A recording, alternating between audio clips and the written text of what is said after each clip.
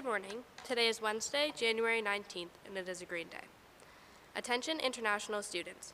Any student wanting to take the February 12th TOEFL, the registration deadline is this Friday, January 21st.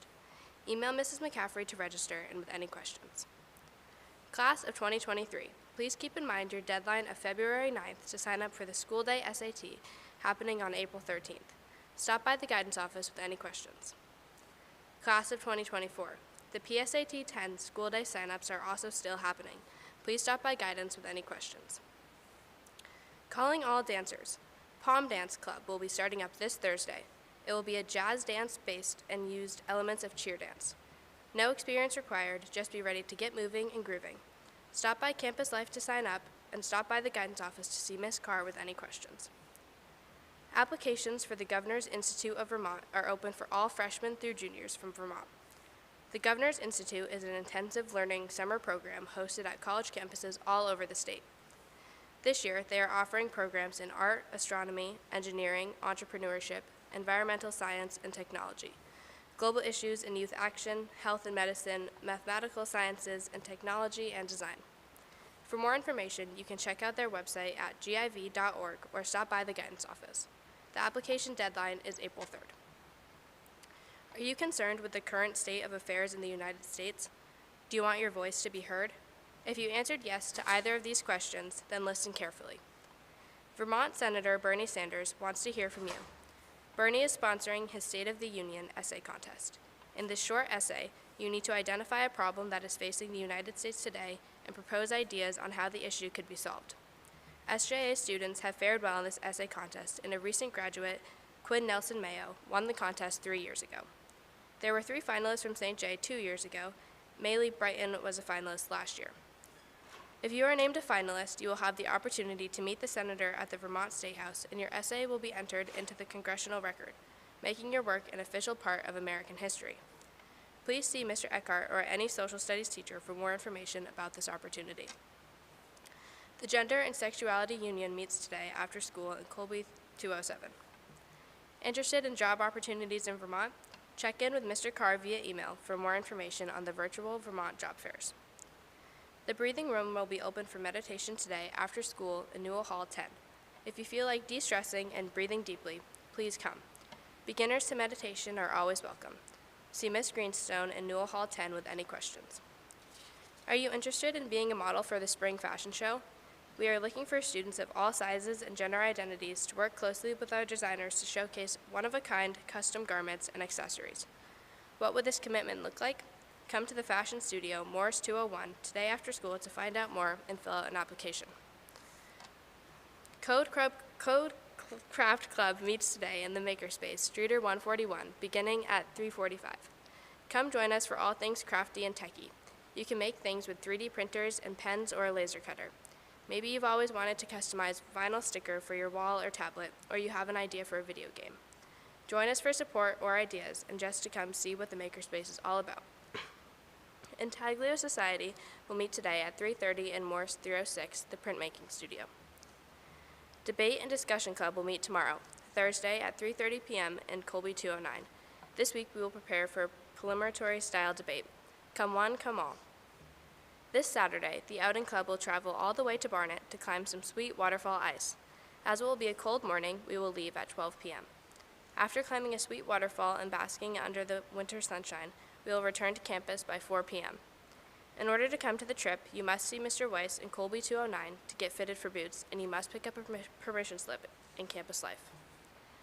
Good morning, Hilltoppers. You may have noticed some colorful rocks scattered around campus recently. The Academy's Scope Club has painted kindness rocks for you all to enjoy.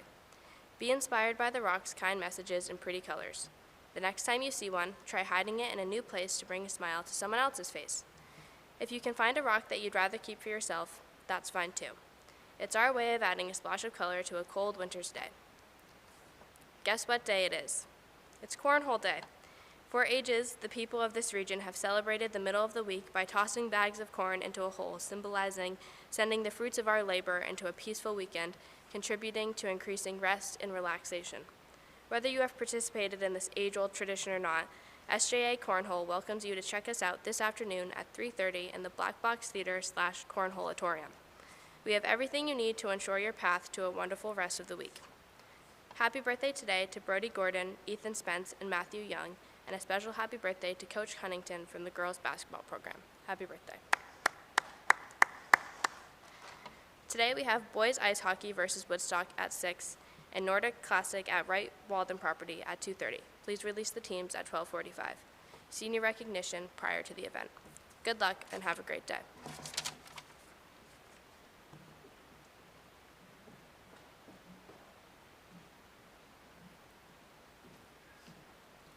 Good morning, St. Johnsbury Academy, and happy Wednesday. I know Ashley has always wanted to say the word cornholatorium, so thank you. We have some late announcements. Attention, the creative writing class. Due to illness, our visiting playwright will not be here today, so we will postpone to a later time. Please attend all of your classes. Thank you. On Sunday at the Vermont Weight Throw Meet, contested in our field house, Brooke White won the shot put and placed third in the weight throw to lead the girls. Jaden Thompson placed 9th weight and 15th in shot to lead the boys. Congratulations. And last night, both basketball teams, the JV and varsity, beat BFA St. Albans. Congratulations, guys. Good job. So we're very fortunate this morning to have students reciting poems for the Poetry Out Loud competition.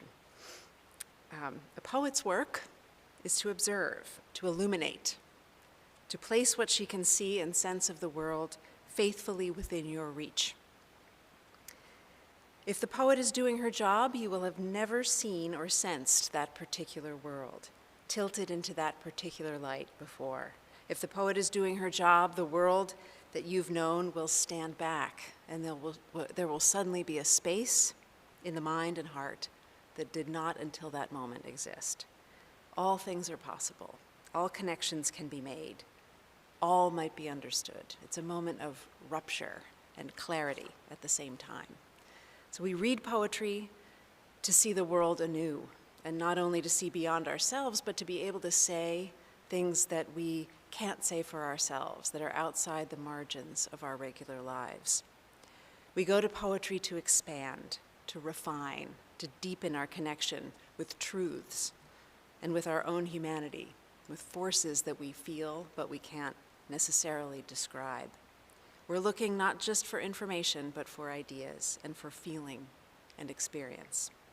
So I'd like to bring Miss Mackenzie to the stage to introduce our two students who will be reciting poems. Miss Mackenzie.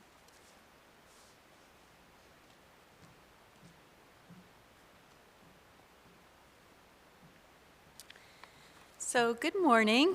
This week it's my pleasure to introduce the second half of our school's finalist competition as part of the larger national competition for Poetry Out Loud.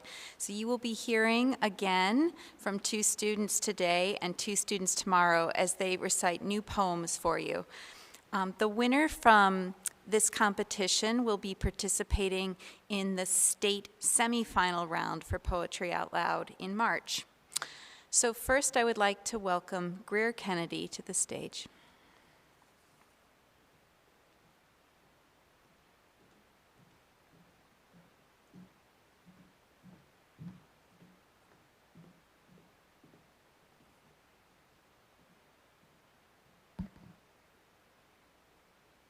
First Love by John Clare. I ne'er was struck before that hour with love so sudden and so sweet. Her face, it bloomed like a sweet flower and stole my heart away complete. My face turned pale, as deadly pale. My legs refused to walk away. And when she looked, what could I ail? My life and all seemed turned to clay. And then my blood rushed to my face and took my eyesight quite away. The trees and bushes round the place seemed midnight at noonday.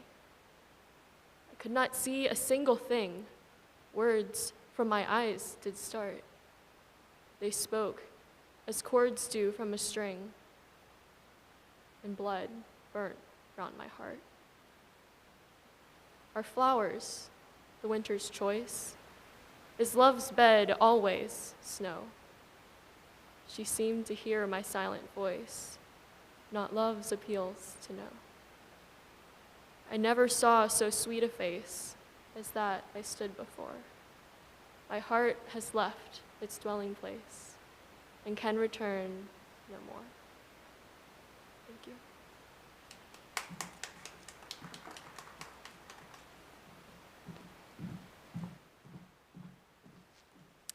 And now we'll hear a poem recited by Alice Nelson.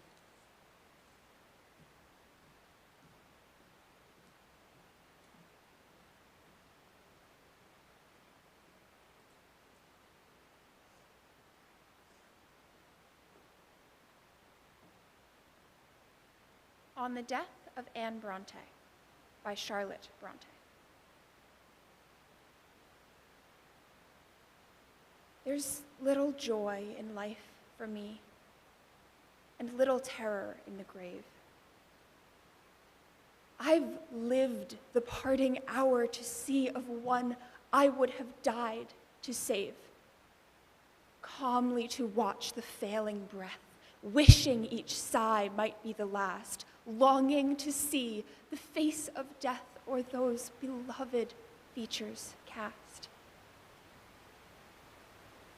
The cloud, the stillness that must part the darling of my life from me, and then to thank God from my heart, to thank him well and fervently.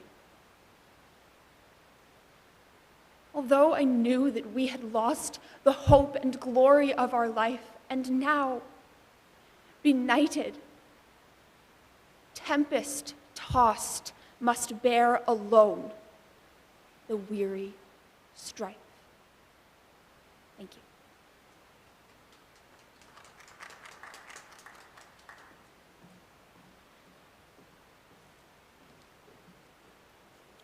Thank you both so much. Very well done. Have a wonderful poetic day, everyone. Carry this with you throughout the Wednesday. We'll see you on Friday.